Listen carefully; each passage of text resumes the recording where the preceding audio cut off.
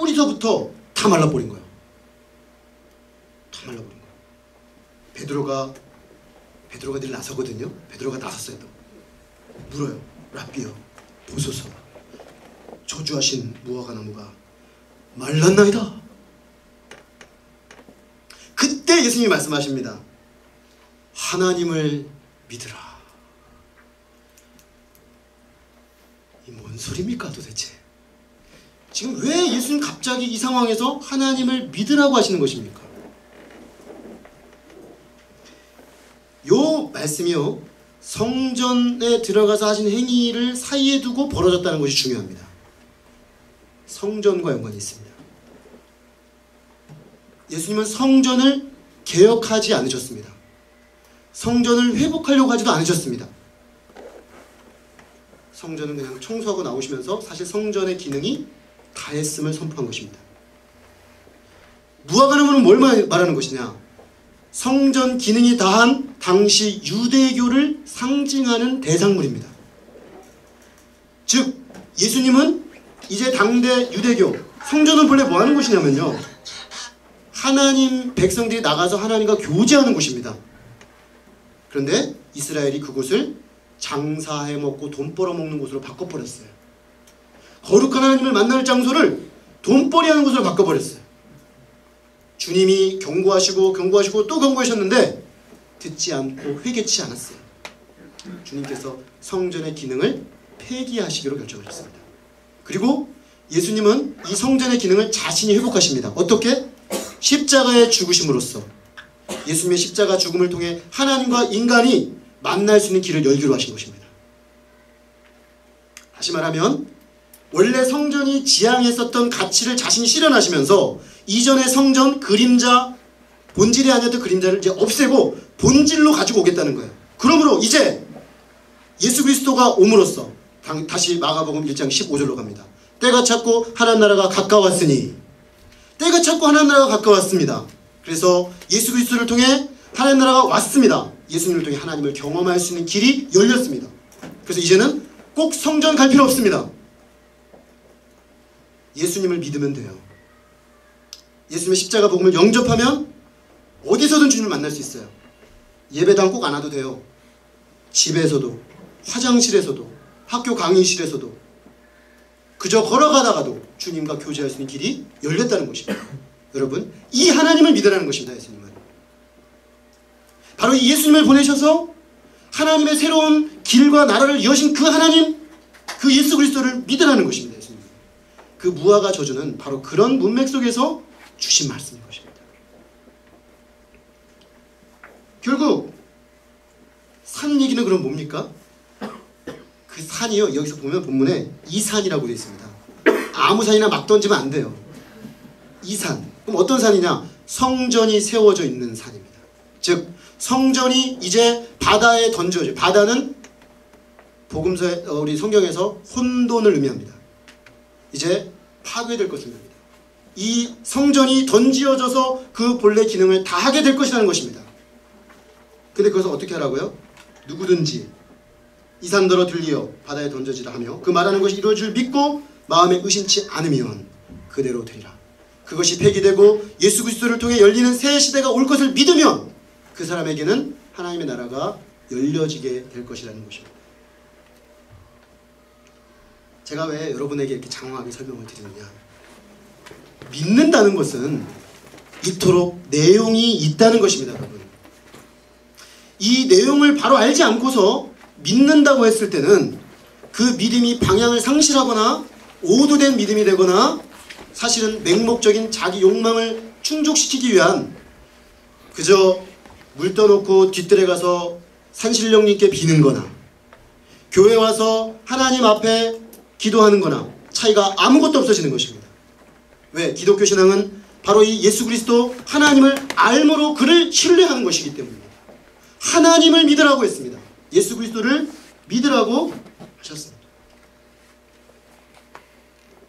예수님은 24절에 무엇이든지 기도하고 구하는 것은 받은 줄로 믿으라. 그러면 너에게 그대로 되리라. 이것도 많이 오해해요. 무엇이든지 구하면 다 주신다는 걸로. 그래서 많이 시험에 들어요, 많은 사람들이. 그래서 막 구해요. 무엇이든지 구하라고 했으니까 막 구해요. 주님 A도 주시고 B도 주시고 C도 주시고 근데 안 주셨어요? 그러면 왜 나만 미워하세요? 이렇게 되는 거예요. 왜 내 기도는 안 들어주세요? 이렇게 되는 거예요. 여기서도 또 오해가 일어났습니다. 여기서 무엇이든지 구하라 라는 것은 이전에는요 성전에 와서 구하면 하나님 다 주신다고 생각했어요. 성전이 폐기됐죠? 이제는 예수 그리스도 안에서 구하는 것은 어디서 구하든 다 이루어진다는 얘기입니다. 그러니까 여기는 전제가 있죠. 예수님 안에서 구하는 모든 것이 이루어진다는 얘기죠. 그러므로 우리가 구한다고 했을 때 그것이 예수님이 기뻐하시는 뜻이어야 들어주시는 거예요. 쉽게 설명을 해볼까요? 우리 아이들이 초콜릿을 좋아한다고 칩시다. 초콜릿을 사달라고 해서 사줬어요. 뭐 살 수 있잖아요. 부모가 예쁘니까. 근데 매일 사달래요. 아침, 점심, 저녁으로 끼니를 할 정도로 사달래요. 계속 초콜릿으로 자기 끼니를 하겠대요. 그러면 이 아버지가 어떻게 하겠습니까? 저는 선한 아버지거든요. 그러니까 그만 먹어라. 이제 그만 사줄래. 이제 그만 먹어. 이빨 다 썩어. 이렇게 노했어요. 그러면 그 아들이 아버지와의 선한 인격적 관계 속에서 구하는 아들이라면 아, 노로 응답하셨군요. 이렇게 받아들이겠죠. 이게 기도입니다, 여러분. 아버지의 뜻 안에서 구하는 거예요. 뜻 안에서. 아버지 안에서 구하는 거예요. 그럴 때 그 기도는 반드시 응답됩니다. 그런데 아버지 뜻에 관심도 없어요? 우리 믿음의 대상인 하나님에 대해서 관심도 없어요? 그러면서 믿는다고 말하고 기도한다고 말하면서 다 주시라고 하면 이게 하나님을 완전히 비인격적 존재로 만드는 거예요. 하나님은 그런 분이 아니에요. 하나님은 인격적인 분이세요. 하나님은 자판기가 아니라고요. 그래서 1번 딱 누르면 텅. 그죠? 밴딩머신 지저스 크라이스트. 그런 상상으로 하나님을 생각하고 믿는다면 그거는 주님이 믿으라고 한 그 믿음이 아니에요.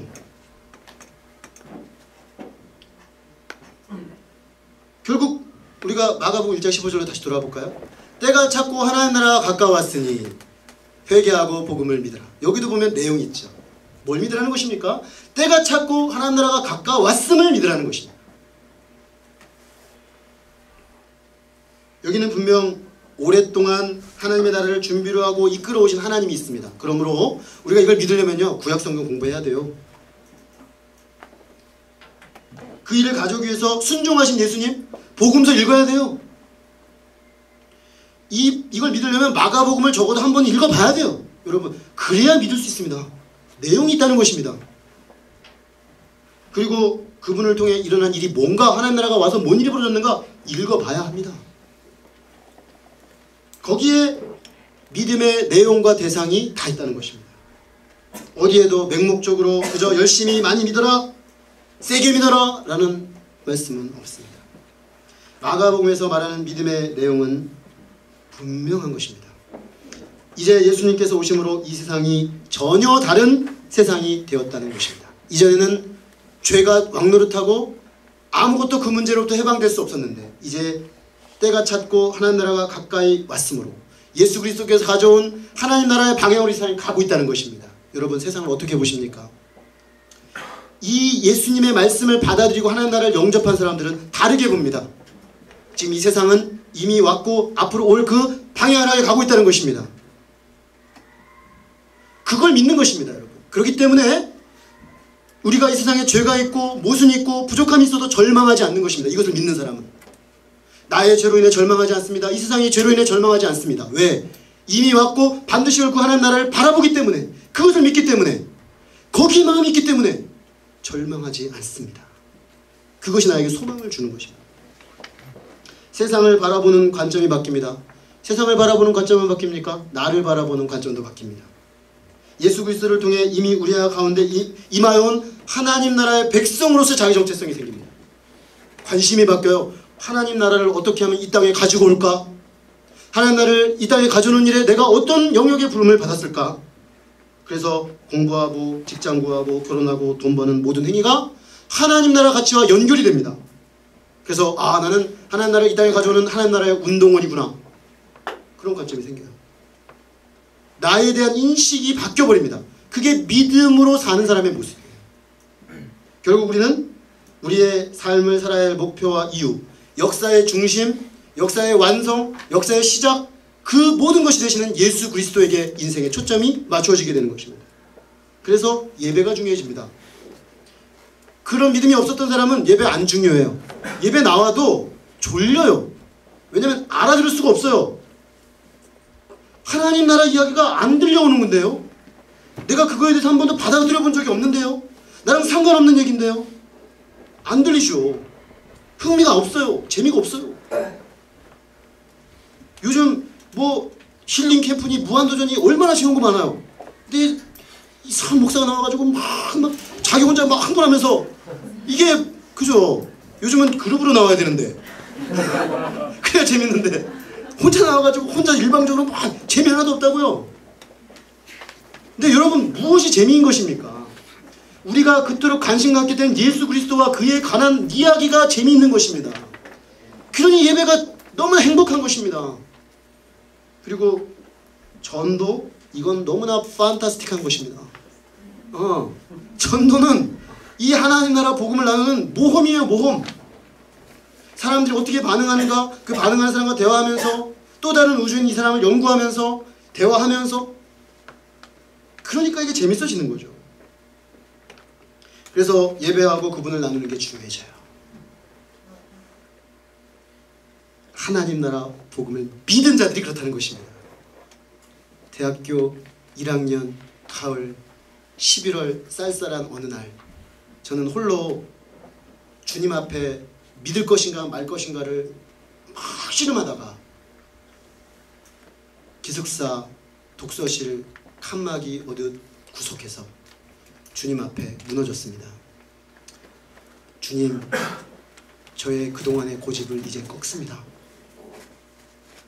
이제는 더 이상 제가 저항할 이유가 없어졌습니다. 주님, 믿겠습니다. 주님이 제 안에 들어오셨어요. 그때부터 저의 최고의 즐거움은 예배예요. 예배. 찬송이에요. 성경 읽기예요. 그리고 정말 최고의 취미는 뭐예요? 전도예요. 전도. 저는 축구를 해도 전도를 생각하면서 해요. 정수영 선생님 조심해야 돼. 그죠? 축구만 하러 오지만 나는 사실은 난 축구 좋아해요. 축구 즐깁니다. 축구 자체를 즐겨요. 그렇다고 해서 제가 뭐 축구를 종속시킨다는 얘기는 아니에요. 그래서 여러분, 제가 그날 저한테 패스하지 말라 그런 적 있었잖아요. 그날 제가 2골을 넣었어요. 이상하게 패스를 더 많이 주더라고. 아마 내가 상처받아서 그런 말 했는 줄 알았나 봐. 그래서 나 그날 2골을 넣고 해트트릭 할 뻔했어. 막 축구 자체가 너무 즐거워요. 그렇지만 축구라는 그 시간도 나는 뭐예요? 친구들을 만나는, 내가 나보다 20살 어린 친구들을 어떻게 만나? 못 만나죠. 그렇죠. 교회 오면 만나지만 밖에서는 내가 반갑습니다 하면 누구세요? 이런다고요. 교수님이세요? 막 그래요. 부담, 나도 그렇게 말하면 나도 부담스러워. 아니, 내가 이 사람한테 벌써 교수처럼 보이나? 뭐 교수로 봐줘서 기분이 좋긴 한데 벽이 있다는 거잖아요. 근데 운동장에 같이 뛰면요, 자기랑 또래인 줄 알아요. 그래서 막 반말도 해요 저한테. 패스! 막 그래요. 좋아요. 좋아. 예수님 안에서 같이 즐길 수 있고, 그러다가 사귀면 알게 돼서 내가 가지고 있는 가장 좋은 거, 내가 정말 누구에든 줄 수 있는 최고의 것은 복음인데, 복음을 나눌 수 있다면 멋지잖아요. 그렇죠? 그래서 예수님 믿고 기숙사 생활 3년 하는 동안에 얼마나 열심히 전도했는지 몰라요. 누가 하라고 한 사람 없어요. 누가 하라고 날 막 매일 체크하지도 않았어요. 목사님이. 제가 하고 싶어서, 나누고 싶어서. 이게 믿음의 결과예요. 믿음의 결과. 정말 하나님 나라 복음을 취하고 그 복음이 내 마음에 들어오고 그 복음으로 내 삶이 변화되잖아요. 하지 말라고도 해요.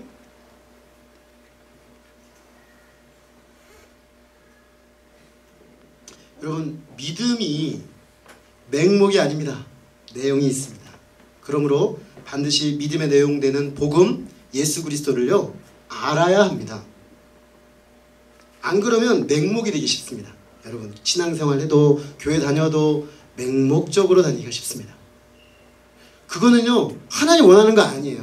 세상 사람들이 우리 보고 너희들 맹목적이라고 말했을 때 만약에 그 말에 찔리면 내가 지금 잘못 신앙생활을 하고 있는 것입니다. 친구가 야, 너 맹목적으로 다니는 거 아니야? 근데 내가 반박을 못하겠어. 왜냐면 내가 지금 믿는 내용이 없어요. 지금 내가 뭘 믿는지 잘 몰라. 야, 너 뭘 믿는 건데? 너 왜 일요일마다 교회 가니? 왜 묻는데 나도 요즘 그게 고민이다. 이러면 안 돼요. 이러면 안 된다고. 그러면 그 사람은요 얼마 못 갑니다. 왜냐면요 자기도 자기의 답을 못 해준 거잖아요. 그러므로 여러분 반드시 그 과정을 거치십시오. 뭘 믿는 건지 기독교가 우리가 예수를 믿는다고 했을 때 뭘 믿는 건지 그거에 대해서 내가 정확히 이해하고 알고 답할 수 있어야 합니다.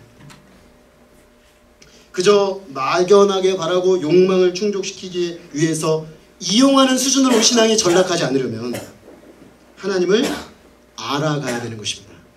예수 그리스도를 알아가야 되는 것입니다. 그래서 근대 미국을 반석 위에 올려놓은 사상가로 평가받는 조나단 에드워즈, 프린스턴 총장을 하시고 지금 예일대에 그 전집이 꽂혀있는 그 조나단 에드워즈가 일평생 추구했던 것이 뭐냐? 그리스도를 아는 지식이었어요. 여러분, 그리스도를 아는 지식, 그걸 믿는 것입니다. 여러분, 그 광대한 그리스도에 대한 지식. 여기 입문하면요 빠져나가기 어려워요. 너무 매력적입니다. 쉽게 발들이지 마세요. 못 빠져나가요. 예수님을 아는 지식은요 최고로 매력적인 지식이에요.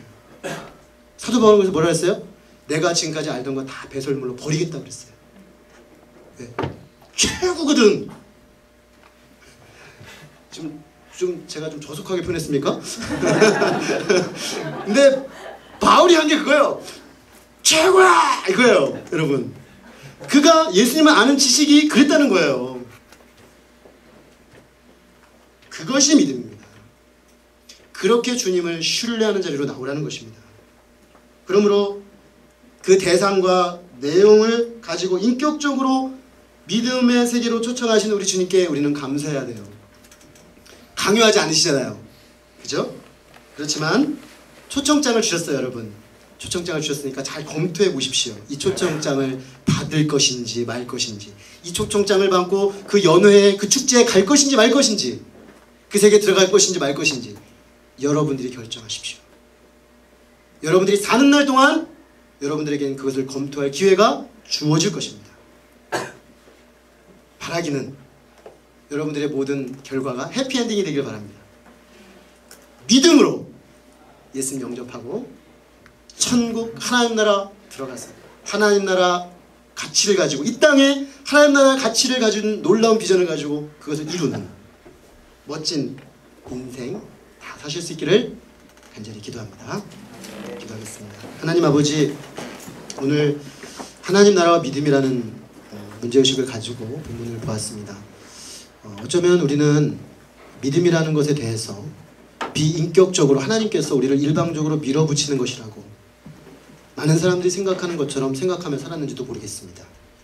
믿음이라는 것이 아무런 내용도 대상도 없이 그저 맹목적으로 우리가 원하는 것을 얻어내기 위한 도구로 전락해버린 그런 의미로 믿음을 우리가 생각하고 있었는지도 모르겠습니다. 어쩌면 세상 친구들이 우리를 향해서 너희들이 믿는다고 하는 그것은 맹목이 아니냐라는 그 말에 아무런 항변도 할 수 없을 정도 우리가 어쩌면 맹목을 가지고 믿음이라고 착각했는지도 모르겠습니다. 아버지 하나님, 오늘 말씀을 통해서 우리가 분명히 깨닫는 것은 믿음은 하나님이 우리의 인격적 반응으로 요구하시는 것이라는 사실입니다.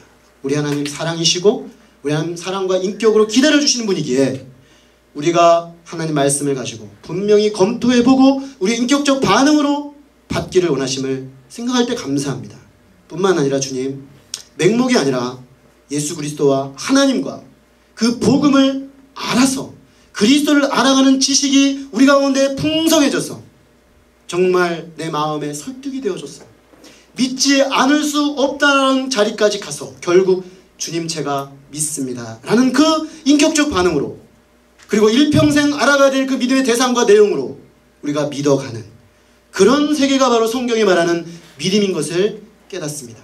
우리 사랑하는 귀한 형제 자매들 안에 하나님 혹 믿음에 대한 오해가 있었다면 오늘 다 풀어지게 하여 주시고 오늘 말씀을 통해서 하나님이 기뻐하시는 인격적 반응으로서 하나님 말씀에 기반하여 내용 있는 믿음, 예수 그리스도와 하나님을 알아가는 그 믿음의 세계, 부유한 세계로 한 발자국 내딛는 복된 은혜가 있도록 축복하여 주시옵소서. 주께서 은혜 주시고 깨닫게 하신 줄로 믿고 감사하며 종은 예수 그리스도 이름으로 기도했습니다. 아멘. 각자 자신의 언어로 깨달은